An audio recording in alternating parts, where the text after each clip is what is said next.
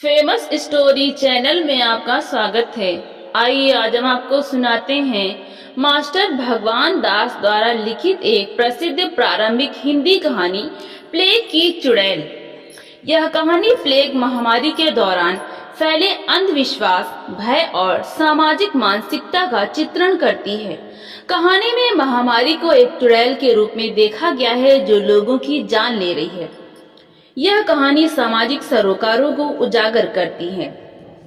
1902 के आसपास प्रयाग यानी इलाहाबाद में प्लेग की महामारी का दौर, जब लोग डर के मारे शहर छोड़ रहे थे। कहानी में एक महिला के प्लेग से मरने के बाद लोग उसे चुड़ैल मानने लगते हैं। यह अंधविश्वास और मानवीय त्रासदियों की मार्मिक तस्वीर पेश करती है। यह कहानी हिंदी साहित्य की शुरुआती कहानियों में से एक है। यह कहानी आज भी अंधविश्वास बनाम सच्चाई पर एक महत्वपूर्ण बहस के रूप में देखी जाती है। तो दोस्तों, आइए अब हम कहानी की शुरुआत करते हैं। गत वर्ष जब प्रयाग में प्लेग घुसा और प्रतिदिन सैकड़ों गरीब और अनेक महाजन, जमींदार, वकील, मुख्तार के घरों के प्राणी मरने लगे तो लोग घर छोड़कर भागने लगे। यहाँ तक कि कई डॉक्टर भी दूसरे शहरों को चले गए। एक मोहल्ले में ठाकुर विभव सिंह नामी एक बड़े जमींदार रहते थे। उन्होंने भी अपने इलाके पर, जो प्रयाग से 5 मील की दूरी पर था, चले जाने की इच्छा की। सिवा उनकी स्त्री और एक 5 वर्ष के बालक के और कोई संबंधी उनके घर में नहीं था। रविवार को प्रातःकाल में सब लोग इलाके पर चलने की तैयारी करने लगे। जल्दी में उनकी स्त्री ने ठंडे पानी से नहा लिया। बस नहाना था कि ज्वर चढ़ाया। हकीम साहब बुलाए गए और दवा दी गई, पर उससे कुछ लाभ न हुआ। सायंकाल को गले में गिल्टी भी निकल आई। तब तो ठाकुर साहब और उनके नौकरों को अत्यंत व्याकुलता हुई। डॉक्टर साहब बुलाए गए। उन्होंने देखते ही कहा कि प्लेग की बीमारी है, आप लोगों को चाहिए कि यह घर छोड़ दें। यह कहकर वो चले गए। अब ठाकुर साहब बड़े असमंजस में पड़े। ना तो उनसे वहां रहते ही बनता था, न छोड़ के जाते ही बनता था। वो मन में सोचने लगे, यदि यहाँ मेरे ठहरने से बहू जी को कुछ लाभ हो तो मैं अपनी जान भी खतरे में डालूं। परंतु इस बीमारी में दवा तो कुछ काम ही नहीं करती, फिर मैं यहाँ ठहर कर अपने प्राण क्यों खोऊं। यह सोच जब वो चलने के लिए खड़े होते थे, तब वो बालक, जिसका नाम नवल सिंह था, अपनी माता के मुंह की ओर देखकर रोने लगता था और वहां से जाने से इनकार करता था। ठाकुर साहब भी प्रेम के कारण मूक अवस्था को प्राप्त हो जाते थे और विवश होकर बैठे रहते थे। ठाकुर साहब तो बड़े सहृदय सज्जन पुरुष थे, फिर इस समय उन्होंने ऐसी निष्ठुरता क्यों दिखलाई? इसका कोई कारण अवश्य था, परंतु उन्होंने उस समय उसे किसी को नहीं बतलाया। हाँ, वो बार बार यही कहते थे कि स्त्री का प्राण तो जा ही रहा है, इसके साथ मेरा भी प्राण जावे तो कुछ हानि नहीं, पर मैं यह चाहता हूँ कि मेरा पुत्र तो बचा रहे, मेरा कुल तो न लुप्त हो जावे। और वो बेचारा बालक इन बातों को क्या समझता था। वो तो मातृ भक्ति के बंधन में ऐसा बंधा कि रात भर अपनी माता के पास बैठा रोता रहा। जब प्रातःकाल हुआ और ठकुराइन जी को कुछ चेत हुआ तो उन्होंने आंखों में आंसू भर के कहा, बेटा नवल सिंह, तुम शोक मत करो, तुम किसी दूसरे मकान में चले जाओ, मैं अच्छी होकर शीघ्र ही तुम्हारे पास आऊंगी। पर वो लड़का ना तो समझाने ही से मानता था, न स्वयं ऐसे स्थान पर ठहरने के परिणाम को जानता था। बहू जी तो यह कहकर फिर अचेत हो गईं, पर बालक वहीं बैठा सिसक सिसक कर रोता रहा। थोड़ी देर बाद फिर डॉक्टर, वैद्य, हकीम आए, पर किसी की दवा ने काम न किया। होते होते इसी तरह दोपहर हो गई थी। तीसरे पहर को बहू जी का शरीर बिल्कुल शिथिल हो गया और डॉक्टर ने मुख की चेष्टा दूर ही से देखकर कहा, बस अब इनका देहांत हो गया, उठाने की फिक्र करो। यह सुन सब नौकरानियां और नौकर रोने लगे और पड़ोस के लोग एकत्रित हो गए। सबके मुख से यही बात सुन पड़ती थी, अरे क्या निर्दयी काल ने इस अबला का प्राण ही ले डाला? क्या इसकी सुंदरता, सहृदयता और अपूर्व पतिव्रत धर्म का कुछ भी असर उस पर नहीं हुआ? क्या इस क्रूर काल को किसी के भी सद्गुणों पर विचार नहीं होता? एक पड़ोसी जो कवि था, ये सवैया कहकर अपने शोक का प्रकाश करने लगा। सूर को चूरी करे छिन्मय, अरु कादर को धर धूर मिलावे, को विधुओं को विदारत है, अरु मोरा को रख गाल चबावे। रूपवती लखि मोहत नाही, कुरूप को काटितु दूर बहावे। है को अवगुण वागुण, या जग निर्दय काल जो तो मन भावे। स्त्रियां कहने लगी, हाँ हाँ देखो वो बालक कैसा फूट फूट कर रो रहा है। क्या इसकी ऐसी दीन दशा पर भी इस निष्ठुर काल को दया नहीं आई? इस अवस्था में बेचारा कैसे अपनी माता की वियोग की व्यथा सह सकेगा? हाँ, इस अभागे पर बचपन ही में ऐसी विपत्ति आ पड़ी। ठाकुर साहब तो मूर्छित होकर भूमि पर गिर पड़े थे। नौकरों ने उनके मुंह पर गुलाब जल झड़का और थोड़ी देर में वो सचेत हुए। उनकी मित्र मंडली में से तो कई महाशय उस समय वहां उपस्थित नहीं थे। उनके पड़ोसियों ने जो वहां एकत्र हो गए थे, यह सम्मति दी कि स्त्री के मृत शरीर को गंगा तट पर ले चलकर दाह क्रिया करनी चाहिए। परंतु डॉक्टर साहब ने जो वहां फिर लौट कर आए थे, कहा कि पहले तो इस मकान को छोड़कर दूसरे में चलना चाहिए, पीछे और सब खटरा किया जाएगा। ठाकुर साहब को भी वो राय पसंद आई, क्योंकि उन्होंने तो रात ही से भागने का इरादा कर रखा था। वो तो केवल उस लड़के के अनुरोध से रुके हुए थे।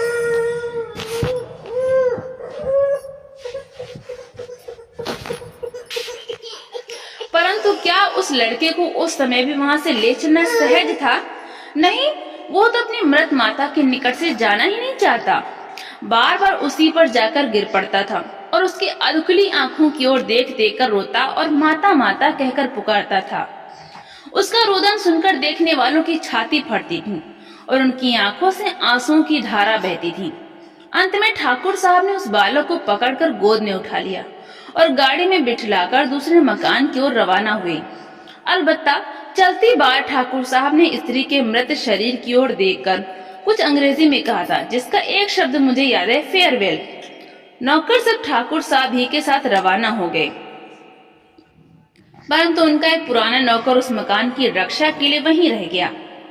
पड़ोसी लोग भी इस दुर्घटना से दुखी होकर अपने घरों को लौट गए, परंतु उनके एक पड़ोसी के हृदय पर इन सब बातों का ऐसा असर हुआ कि वो वहीं बैठा रह गया और मन में सोचने लगा कि ऐसी दशा में पड़ोसी का धर्म क्या है। इस देश का यह रिवाज है कि जब तक मोहल्ले में मुर्दा पड़ा रहता है तब तक कोई नहाता खाता नहीं। जब उसकी दाह क्रिया का सब सामान ठीक हो जाता है और लोग उसको वहां से उठा ले जाते हैं, तब पड़ोसी लोग अपने अपने दैनिक कार्यों को करने में तत्पर होते हैं। परंतु यहाँ का यह हाल देखकर वो बहुत विस्मित होता था और सोचता था कि यदि ठाकुर साहब भय के मारे अपने इलाके पर भाग गए तो मृतक की क्या दशा होगी? क्या इस पुण्यवती स्त्री का शरीर ठेले पर लदके जाएगा? उसने उस बुढ़े नौकर के आगे अपनी कल्पनाओं को प्रकाशित किया। उसने उत्तर दिया कि अभी ठाकुर साहब की प्रतीक्षा करनी चाहिए, देखें वो क्या आज्ञा देते हैं। वो पड़ोसी भी यही यथार्थ समझ के चुप हो गया और संसार की असारता और प्राणियों के प्रेम की निर्मूलता पर विचार करने लगा।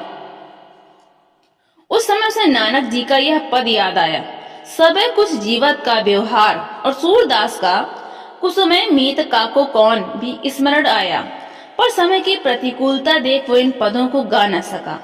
मन ही मन गुनगुनाता रहा।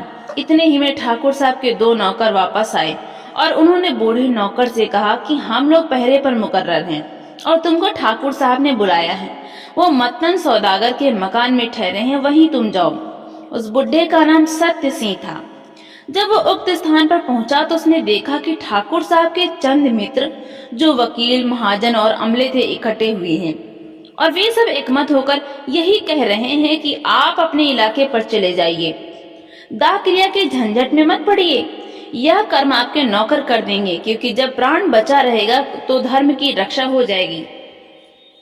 तब ठाकुर साहब ने इस विषय में पुरोहित जी की सम्मति पूछी।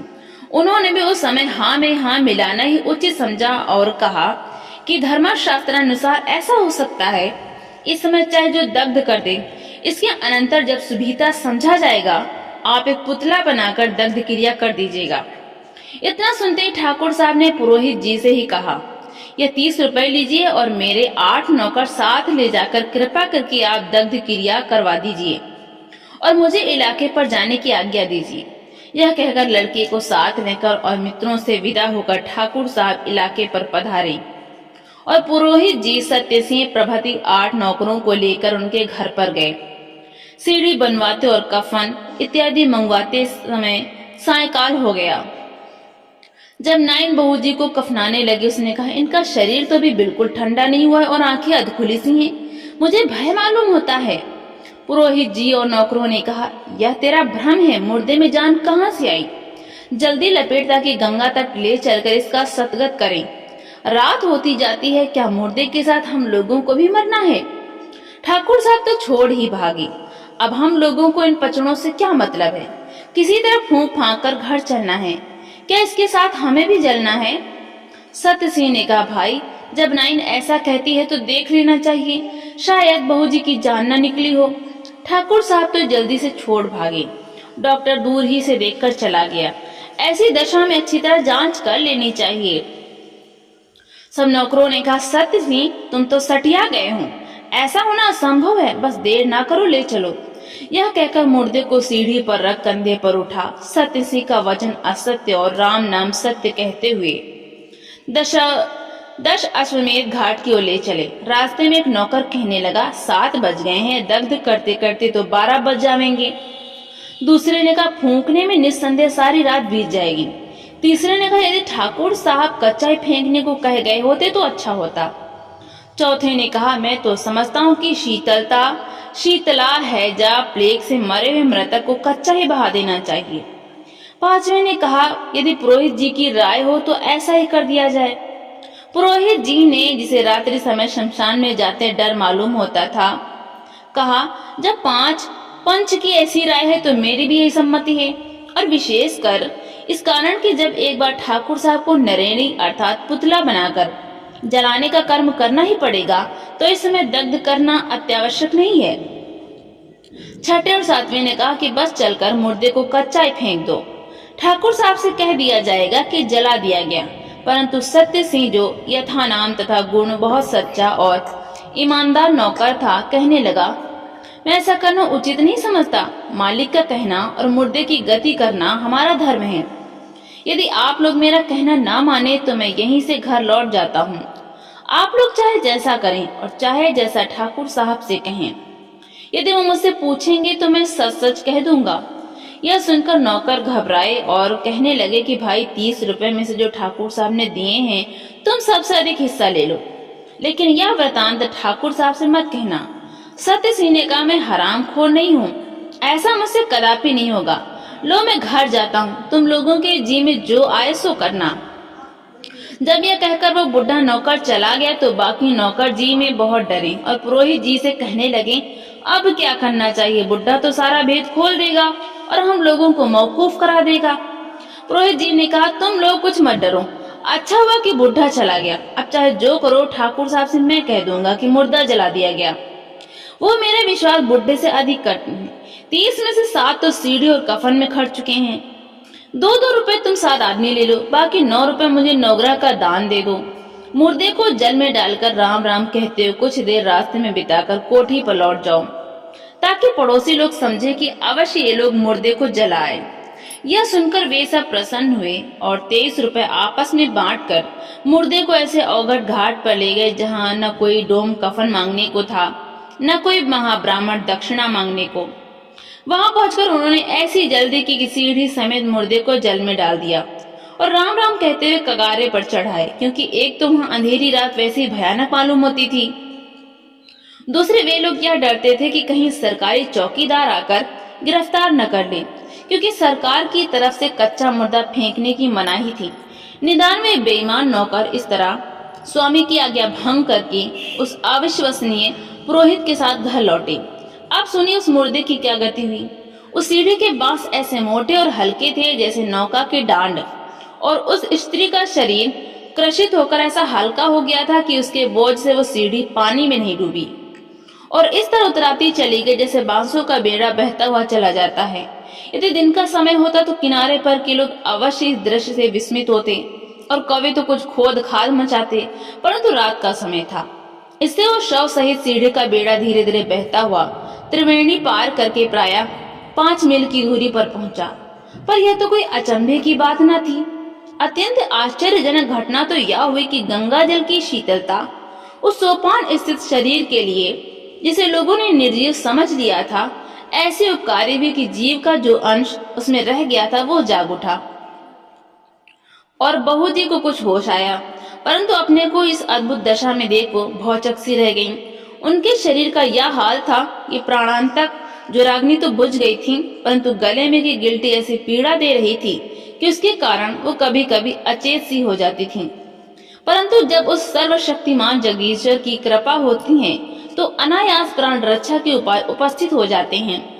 निदान वो सीढ़ी बहते बहते ऐसी जगह आ पहुंची जहां करौंदे का एक बड़ा भारी पेड़ तट पर खड़ा था और उसकी एक घनी डाली झुककर जल में स्नान कर रही थी, और डाली में का एक कांटा बहू जी की गिल्टी में इस तरह चुभ गया जैसे किसी फोड़े में नश्तर। गिल्टी के फूटते ही पीड़ाजनक रुधिर निकल गया और बहू जी को फिर चेत हुआ।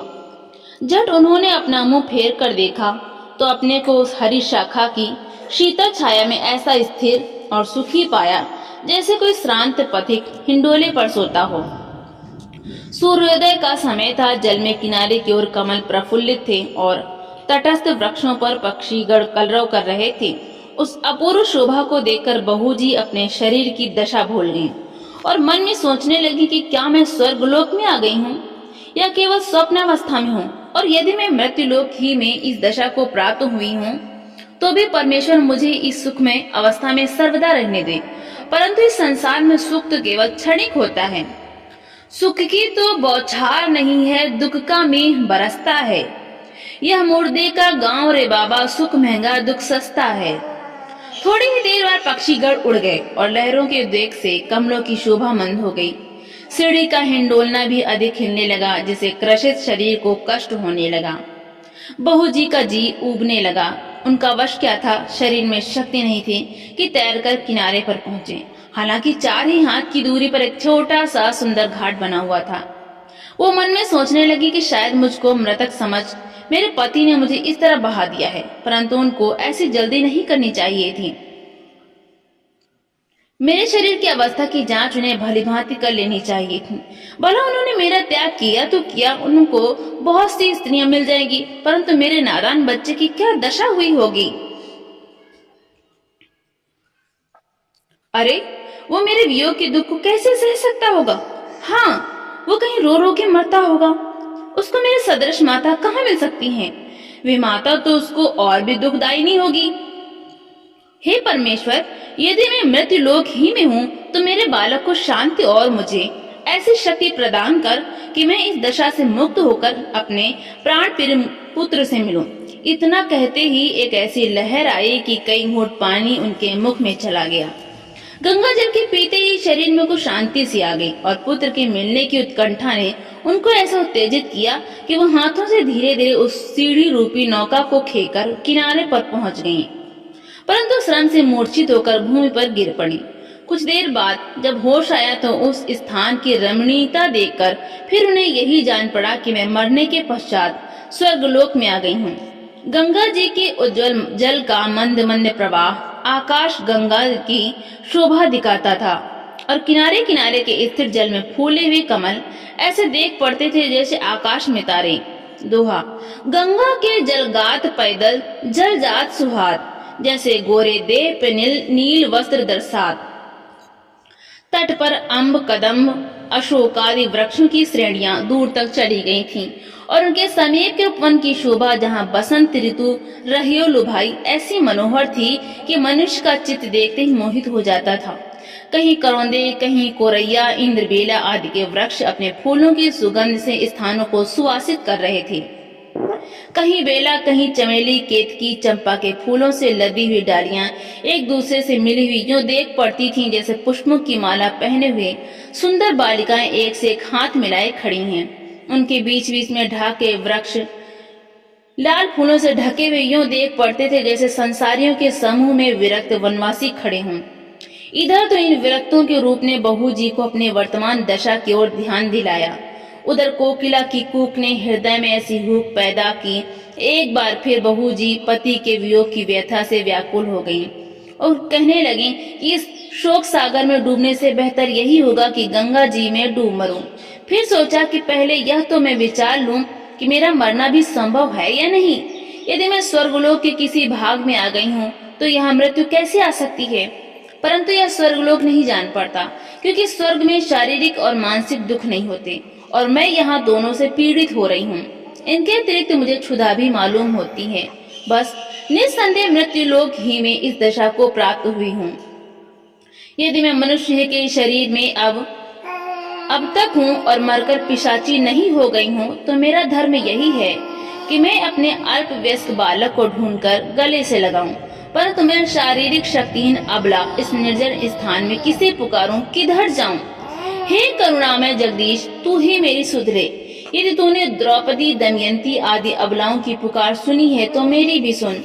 यह कहकर गंगा जी की ओर मुंह फेर घाट पर बैठ गईं और जल की शोभा देखने लगी। इतने ही में दक्षिण दिशा से एक दासी हाथ में घड़ा लिए गंगा जल भरने को आई। जब उसने पीछे से ही देखा कि कोई स्त्री कफन का श्वेत कपड़ा पहने अकेली चुपचाप बैठी है, उसके मन में कुछ शंका हुई।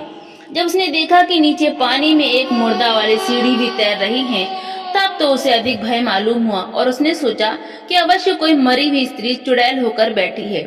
जब उसके पांव की आहट पाकर बहू जी ने उसकी ओर मुंह फेरा और गिड़गिड़ा कर उससे कुछ पूछने लगी, तो वो उनकी खुरदराई हुई आंखों और अधमरी स्त्री की सी चेष्टा देखकर भय से चिल्ला उठी और चुड़ैल चुड़ैल करके वहीं घड़ा पटक कर भागी। बहू जी ने गला फाड़ फाड़ कर उसे बहुत पुकारा, पर वो ना लौटी और अपने ग्राम में ही जाकर उसने दम लिया। जब उसकी भयभीत दशा देखकर और स्त्रियों ने उसका कारण पूछा, तब उसने सब वृतांत कह सुनाया। परंतु वो ऐसी डर गई थी कि बार बार घाट ही की ओर देखती थी कि कहीं वो चुड़ैल पीछे पीछे आती न हो। उस समय ग्राम के कुछ मनुष्य खेत काटने चले गए थे और कुछ ठाकुर विभव सिंह के साथ टहलने निकल गए थे। केवल स्त्रियां और लड़के गांव में रह गए थे। उनमें से किसी को यह साहस नहीं होता था कि घाट पर जाकर उस दासी की अपूर्व कथा की जांच करे। चुड़ैल का नाम सुनते ही वे सब ऐसे डर गई थी कि अपने अपने लड़कों को घर में बंद करने लगी कि कहीं चुड़ैल आकर उन्हें चबा न डाले।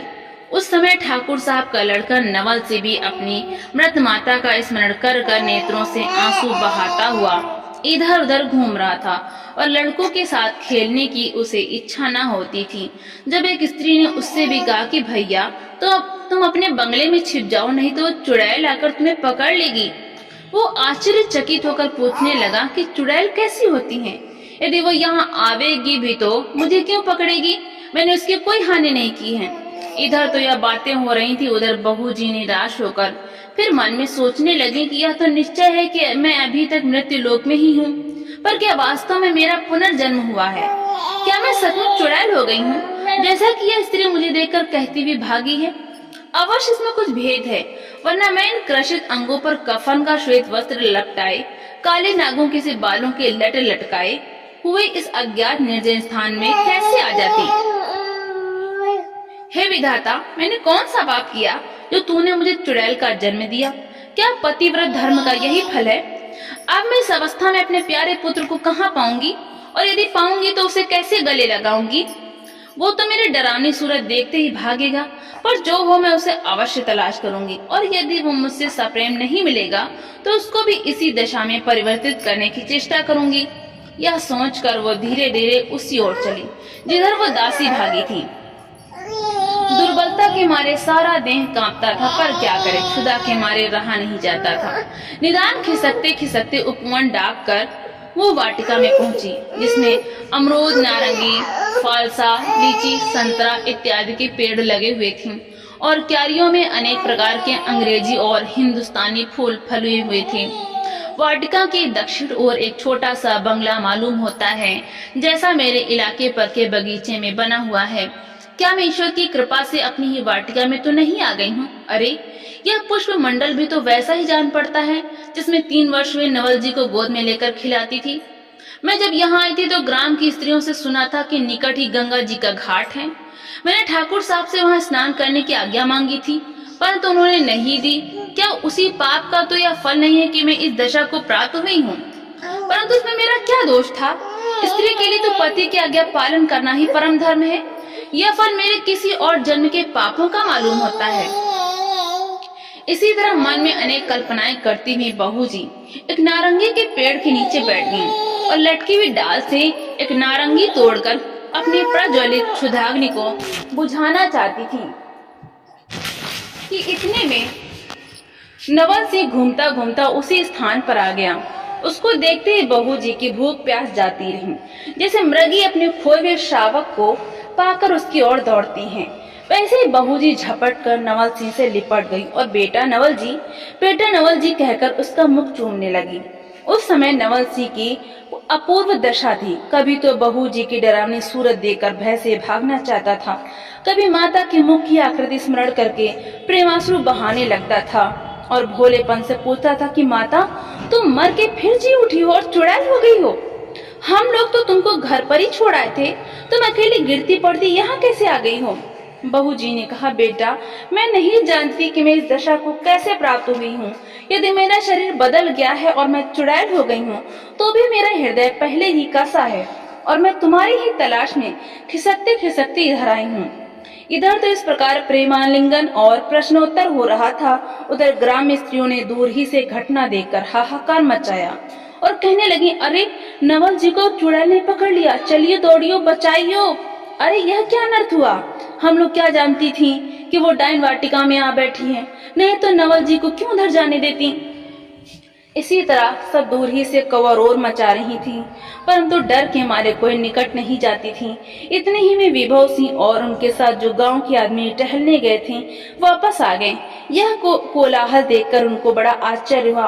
उस दासी के मुंह से वृतांत सुनकर ठाकुर साहब ने कहा, मुझे प्रेत योनि में तो विश्वास नहीं है, पर ईश्वर की अद्भुत माया है, शायद सच ही हो। यह कहकर और झट बंगले में से तमंचा लेकर उसी नारंगी के पेड़ की ओर झपटी जहां नवल सिंह को चुड़ैल पकड़े हुए थी, और गांव वाले भी लाठी ताने उसी ओर दौड़े। पिता को आते देखकर लड़की ने चाहा कि अपनी माता के हाथों से अपने को छुड़ाकर और दौड़कर अपने पिता से शुभ संदेश कहे, लेकिन उसकी माता उसे नहीं छोड़ती थी। ठाकुर साहब ने दूर ही से अपने हाथों से अपने को छुड़ाकर और दौड़कर अपने पिता से शुभ संदेश कहे, लेकिन उसकी माता उसे नहीं छोड़ती थी।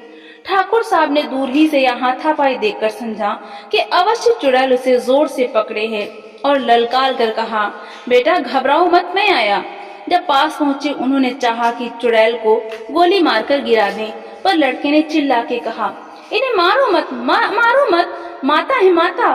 ठाकुर साहब को उस घबराहट में लड़के की बात समझ में नहीं आई, और चूंकि वो पिस्तौल तान चुके थे उन्होंने फायर कर ही दिया।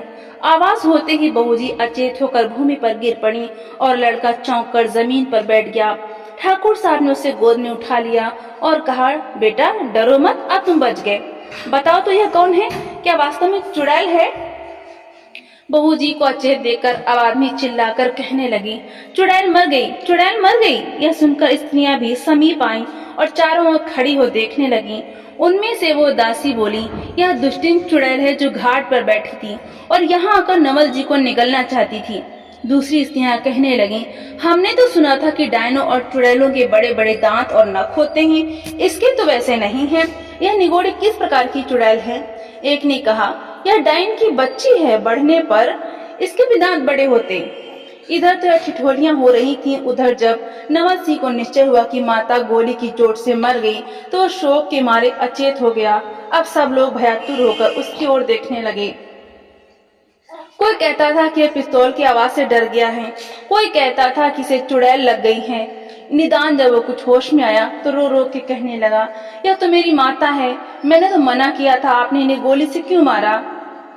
ठाकुर साहब ने कहा, तुम्हारी माता तो मर गई और पुरोहित जी की चिट्ठी कल रात ही को आ गई कि उनको गंगा के तट पर ले जाकर जला दिया। यह चुड़ैल तुम्हारी माता कैसे हो सकती है। लड़के ने कहा, आप समीप जाकर पहचानिए तो यह कौन है। ठाकुर साहब ने निकट ध्यान देकर देख पड़ा। जब छाती पर से कपड़ा हटाकर तो देखा मुख की आकृति उनकी स्त्री ही की सी देख पड़ी और मस्तक पर मस्सा भी वैसा ही देखा, तो हृदय पर दो तिल भी वैसे ही देख पड़े जैसे बहू जी के थे। तब तो ठाकुर साहब बड़े विस्मित हुए और कहने लगे, क्या आश्चर्य है, यह तो मेरी प्रिय पत्नी ही मालूम होती है। फिर उन्होंने लड़के से कहा, बेटा तुम सोच मत करो, मैंने इन्हें गोली नहीं मारी है। तुमने जब मना किया तो मैंने आकाश की ओर यह समझकर गोली चला दी कि यदि कोई बला होगी तो तमंचे की आवाज से ही भाग जाएगी। लड़के ने कहा, देखिए इनके गले में गोली का घाव है, आप कहते हैं कि मैंने गोली नहीं मारी। ठाकुर साहब ने कहा, यह तो गिल्टी का घाव है, मेरी गोली तो आकाश में तारा हो गई। इसके अनंतर ठाकुर साहब ने सब लोगों को वहां से हटा दिया और स्वयं कुछ दूर पर खड़े होकर गांव की नाइन से कहा, तुम बहू जी के सब अंगों को अच्छी तरह पहचानती हो? पास आकर देखो कि यह वही है, कोई दूसरी स्त्री तो नहीं है। नाइन डरते डरते पास गई और आंखें फाड़ फाड़ कर देखने लगी। इतने में बहू जी को कुछ होश आया और बहू ज्यों ही उठ के बैठने लगी त्यों ही नाइन भाग खड़ी हुई। बहू जी ने उसे देखने लगी। बहू जी ने उसे पहचान कर कहा, अरे बदामिया, मेरा बच्चा कहाँ गया? नवल जी को जल्द बुला, नहीं तो मेरा प्राण जाता है। ठाकुर साहब तो मेरे प्राण ही के भूखे हैं। प्रयाग जी में मुझे बीमार छोड़कर भाग गए। जब मैं किसी तरह यहाँ आई तो मुझ पर गोली चलाई। ना जाने मुझसे क्या अपराध हुआ है। यदि प्लेग से मरकर मैं चुड़ैल हो गई हूँ तो इस प्रेत शरीर से भी मैं उनकी सेवा करने को तैयार हूँ। यदि वो मेरी इस वर्तमान दशा से घृणा करते हैं तो मुझसे भी यह तिरस्कार नहीं सहा जाता। मैं जाकर गंगा जी में डूब मरूंगी, पर एक बार मेरे बच्चे को तो बुला दे, मैं उसे गले तो लगा लूं। अरे उसे छोड़कर मुझसे कैसे जिया जाएगा? हे परमेश्वर, तू यही मेरा प्राण ले ले। यह कहकर वो उच्च स्वर से रोने लगी। ठाकुर साहब से ये सच्चे प्रेम से भरे हुए वियोग के वचन नहीं सहे गए। उनका हृदय गदगद हो गया, रोमांच हो आया और आंखों से आंसू गिरने लगे। झट दौड़कर उन्होंने बहू जी को उठा लिया और कहा, मेरे अपराध को क्षमा करो, मैंने जानबूझकर तिरस्कार नहीं किया। यदि तुम मेरी पत्नी हो तो चाहे तुम मनुष्य देह में हो या प्रेत शरीर में, तुम हर अवस्था में मुझे ग्राह्य हो। यद्यपि मेरे मन का संदेह अभी नहीं गया है, इसकी निवृत्ति का यत्न मैं धीरे धीरे करता रहूंगा, पर तुमको मैं अभी से अपनी प्रिय पत्नी मानकर ग्रहण करता हूँ। यदि तुम्हारे संसर्ग से मुझे प्लेग पीड़ा व प्रेत बाधा भी हो जाए तो कोई चिंता नहीं, मैं अब किसी आपत्ति से नहीं डरूंगा। यह कहकर वो बहू जी को अपने हाथों का सहारा देकर लता भवन में ले गए और नवल जी को भी वहीं बुलाकर सब वृतांत पूछने लगे। इतने ही में सत्य सिंह भी शहर से आ गया। जब उसने गांव वालों से अद्भुत कथा सुनी तो वो उसका भेद समझ गया और ठाकुर साहब के सामने जाकर कहने लगा, महाराज, अब अपने मन से शंका दूर कीजिए, यह सचमुच बहू जी हैं, इसमें कोई संदेह नहीं है। जब कल नाइन इनको कफनाने लगी थी तो उसने कहा था कि उनकी देह गर्म है। मैंने इसकी जांच करने के लिए कहा, पर दुष्ट नौकरों ने ना करने दिया और उन्होंने ले जाकर कच्चा ही गंगा जी में फेंक दिया। अच्छा हुआ, नहीं तो अब तक जलकर बहू जी राख हो गई होती। मुझे निश्चय है कि बहू जी की जान नहीं निकली थी और गंगा जी की कृपा से वो बहती बहती इसी घाट पर लगी और जी उठी।